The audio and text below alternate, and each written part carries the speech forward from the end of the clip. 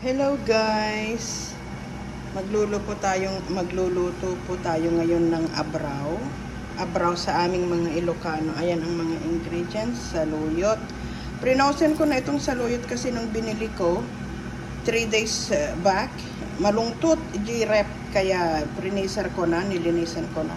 Priniser ko. Then utong, paria, cane, prito nga tilapia. Una na antay ati tilapia. Okay. Ayan. Hindi ko naman balak mag-abraw or mag-video. Ayan.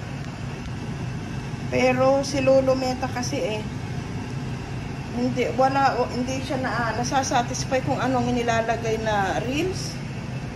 Then bagoong, ito siya.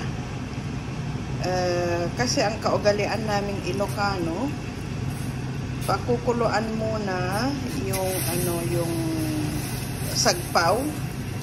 Sagpaw ano sa Tagalog? Okay, ayan. Para malasahan niya. Sagpaw ano ba 'yon? Sa Ilocano, sa Tagalog? Ayan, takpan muna natin. Pakukuluin muna natin siya para makuha daw yung lasa ng isda. Ayan ha, bagoong at saka lang yan, saka tilapia. Okay, so keep. Then balikan natin. Kaunti lang, mga 5 minutes gano'n. Oh, ayan na siya, kumukulo na. Okay, ayan. Kumukulo na siya. Ibig sabihin, nakuha na ni sabaw yung lasa ng isda. Okay, ganito kaming mag-abraw. Naman ako ito sa nanay ko nung maliit pa ako. Minsan-minsan nagluluto pa rin naman, pero inshallah maganda ang kalalabasan this time. Ayan, kumukulo na. Ayan, nakulo na siya. See? Then, aalisin natin yung isda. Kasi pinagluto ni inang ko ide. Tama di ka nga maano, hindi daw, ano ba yon? Magkanda, hiwa-hiwalay yung isda para buo pa rin siya. Oh, ayan. Nalis ko na. Kakaunti yung yung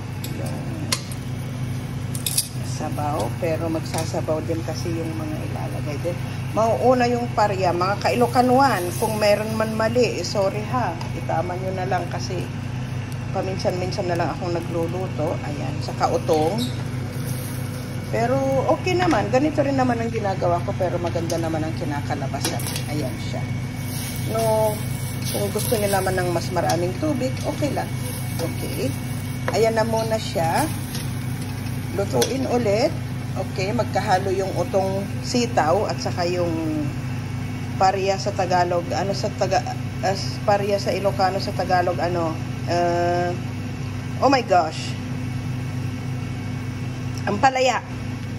Tingnan natin. Nahalo ko na, nailagay ko na.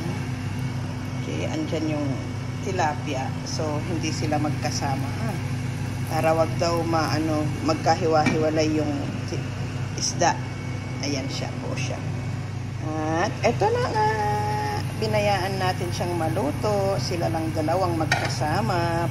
Ang palaya at sitaw. Paryakin utong. O, ayan. Ginaluto dan. Ayan. Okay, then ilalagay natin yung saluyot. Itong saluyot, iprinosen ko kasi, yun na nga, sinabi ko kasi mabubulok na siya. Mahirap pong mag-video nung nag-iisa ang kamay, pasensya na po. Pero linis na ito ha, prinosen ko lang. Hinugasan ko na, nilinis ko na. Prinosen ko kasi mabubulok naman siya sa ref. Ayan. Iwan natin ulit siya hanggang sa mawala yung wala tayong magagawa, frozen siya. So, iyan muna natin siyang okay, iyan muna natin siya dyan ng ilang minuto. Ayan na ang saluyot, bumaba na, ayan na po siya. Then, lagyan natin ng kaunting betsin. Tikman nyo muna ha, baka naman ano ba yun? Maalat dahil sa bagoong. Dali lang. Okay, ayan na siya yung abraw. And then, ilagay natin yung isda. niya. Okay, ayan siya. Para hindi siya durog. Siya, and then, ano yun? Don't film my face. And then, oil. Kaunti lang. Kasi kanina hindi natin nilagyan ng oil.